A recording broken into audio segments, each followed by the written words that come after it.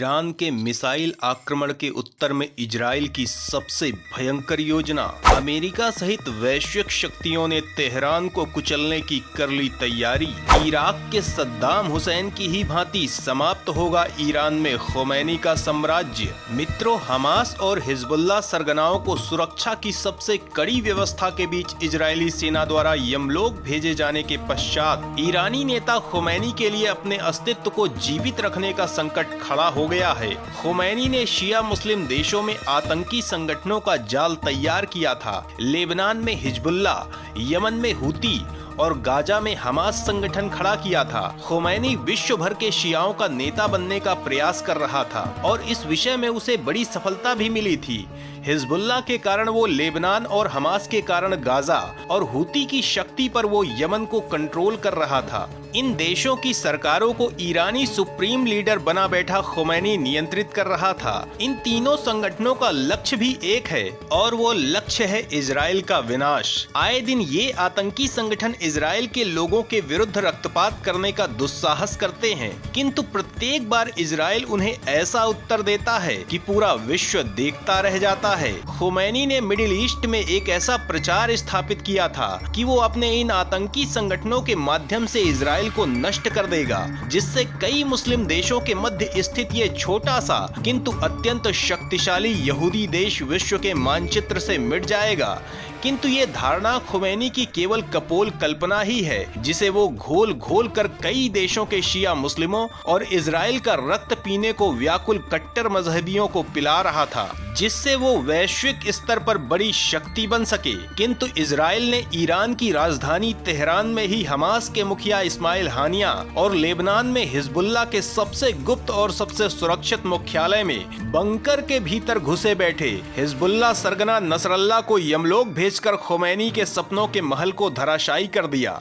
जिसके पश्चात खोमैनी ने अपने जीवन की सबसे बड़ी भूल की है, वो है इजराइल पर 180 हाइपरसोनिक मिसाइलों का भीषण आक्रमण। इजरायली सुरक्षा कवच ने इन मिसाइलों को वायु में ही नष्ट कर दिया। किंतु इस कार्रवाई के पश्चात अब इजराइल ईरान के विरुद्ध बहुत बड़े युद्ध की योजना बना रहा है, जिसमें उसे अमेरिका, ब्रिटेन सहित कई महाशक्तियों का साथ मिल रहा है, क्योंकि अमेरिका, ब्रिटेन खोमैनी से पुराना प्रतिशोध लेना चाहते हैं। अमेरिका, ब्रिटेन और ईरानी नेता खोमैनी के मध्य शत्रुता है पुरानी। अब सुपर पावर खोमैनी का सद्दाम हुसैन की भांति ही करेगा उपचार। सुपर पावर ने ईरान के विरुद्ध क्या रणनीति बनाई है, किस प्रकार की कार्यवाही कर सकता है, इस विषय में बताने से पूर्व हम आपको ये बताना चाहेंगे कि ईरान के साथ अमेरिका और ब्रिटेन का क्या विवाद है। ये विवाद आरंभ हुआ 1953 से, जब अमेरिकी गुप्तचर संस्था CIA ने ब्रिटेन के साथ मिलकर ईरान में सत्ता परिवर्तन करा दिया। पहले अमेरिका और ईरान के बीच अच्छे संबंध थे। दूसरे विश्व युद्ध के पश्चात दोनों के मध्य विवाद तेल को लेकर आरंभ हुआ। ईरान में पूर्व में राजतंत्र था, ब्रिटेन की ईरानी राजघराने में पकड़ थी, किंतु लोकतंत्र आने के पश्चात प्रधानमंत्री मोहम्मद मोसाद्दिक ईरान के तेल उद्योग का राष्ट्रीयकरण करना चाहते थे, जबकि वो ईरानी शाह की भी शक्तियां सीमित करना चाहते थे, जो ईरानी राजघराने के उत्तराधिकारी थे। मोसाद्दिक का ये विचार ब्रिटेन के लिए अच्छा नहीं था, इससे उसकी अर्थव्यवस्था पर प्रभाव पड़ता। इसी कारण से उसने अमेरिका के साथ मिलकर ईरान में सत्ता परिवर्तन करा दिया। जनता के चुने हुए PM को हटाकर अमेरिका ने अपनी पसंद के शाह रजा पहलवी को सत्ता दे दी। अमेरिका की इस कार्रवाई पर ईरानी जनता में आक्रोश भर गया और इसके साथ ही ईरान में क्रांति हो गई। यहीं से आयतोल्लाह रूहुल्लाह खोमैनी का ईरान की राजनीति में प्रवेश हुआ। खोमैनी ने अमेरिका की चुनी हुई सरकार के रहते हुए ही अपनी सरकार खड़ी कर दी। इस तरह से ईरान में एक ही समय में 2 प्रधानमंत्री हो गए। ईरानी सेना स्वयं खोमैनी के साथ थी। अंततः ईरान में युद्ध हुआ, जो वस्तुतः अमेरिका और ईरान के बीच युद्ध था, किंतु ये गृह युद्ध की भांति दिख रहा था और इसमें आयतोल्लाह रूहुल्लाह खोमैनी की जीत हुई। 1979 में हुए इस संघर्ष के पश्चात ईरान एक इस्लामिक गणतंत्र हो गया। खुमैनी की सरकार ने अमेरिका की किसी भी बात को मानने से मना कर दिया और पक्की कट्टरवादी सरकार बन गई और ईरान अमेरिका की शत्रुता बढ़ गई। ये शत्रुता और भयंकर हो गई जब इराक और ईरान के युद्ध में अमेरिका ने इराक का साथ दिया। ये 1980 की घटना है। ये युद्ध 8 वर्षों तक चला, किंतु अमेरिकी सहायता के पश्चात भी इराक पराजित हो गया। युद्ध में ईरान को भी भारी क्षति पहुंची, जिसके पश्चात ईरान ने परमाणु शक्ति प्राप्त करने का प्रयास आरंभ कर दिया।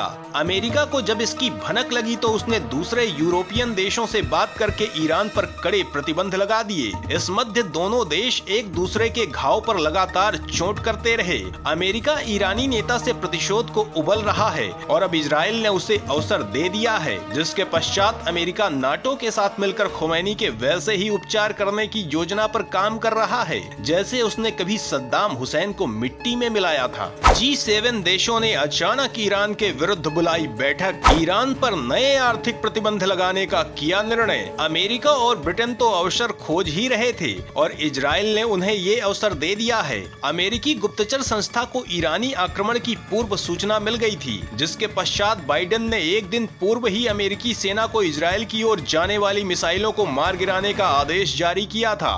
इस समय लगभग 1 लाख अमेरिकी सैनिक, 2 कैरियर स्ट्राइक ग्रुप और सैकड़ों लड़ाकू विमान मध्य पूर्व में इजराइल की रक्षा के लिए उपस्थित हैं। G7 ने अचानक बैठक बुलाकर ईरान के आक्रमण की प्रतिक्रिया की रूपरेखा तय की है।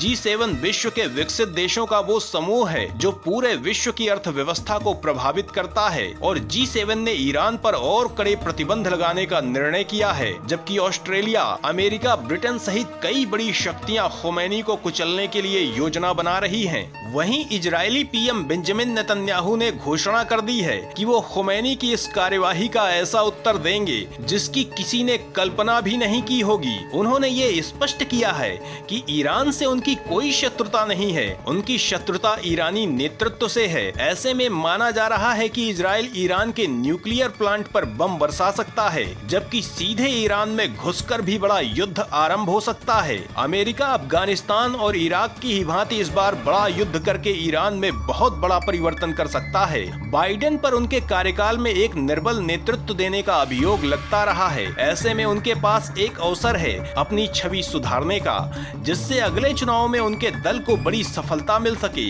भले ही वो चुनाव में भाग नहीं ले रहे हैं, जबकि इतनी महाशक्तियों के एकत्र होने का अभिप्राय है कि मिडिल ईस्ट में अब भूचाल निश्चित है और इजराइल ईरान से वो करवाने में सफल हो गया है जो वो उससे करवाना चाहता था, क्योंकि इसके पश्चात ईरान पर सीधे आक्रमण करने का अवसर मिल गया है और ईरान में सत्ता परिवर्तन और खुमैनी के विनाश के पश्चात इजराइल के तीनों शत्रु हिजबुल्लाह, हमास और हूती तीनों स्वयं ही आत्मसमर्पण कर देंगे, क्योंकि तब उनके पास कोई और चारा नहीं बचेगा। तो मित्रों, मिडिल ईस्ट में हो रहे इस महायुद्ध पर आपका क्या कहना है, कमेंट में अवश्य बताएं।